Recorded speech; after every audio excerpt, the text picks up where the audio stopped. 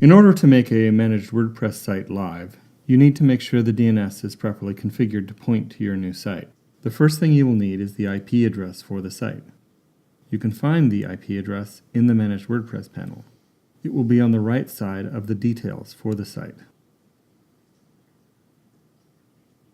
You need to update the DNS for both the primary domain and the www subdomain. Both should be using the IP address of your server. If you're not sure how to update your DNS information, there are help documents and a separate video that touches on the process. You need to wait for your DNS to fully propagate before your site can be published. You can use whatsmydns.net to check your DNS propagation. In the detail panel for the website, rename the site to the final domain name.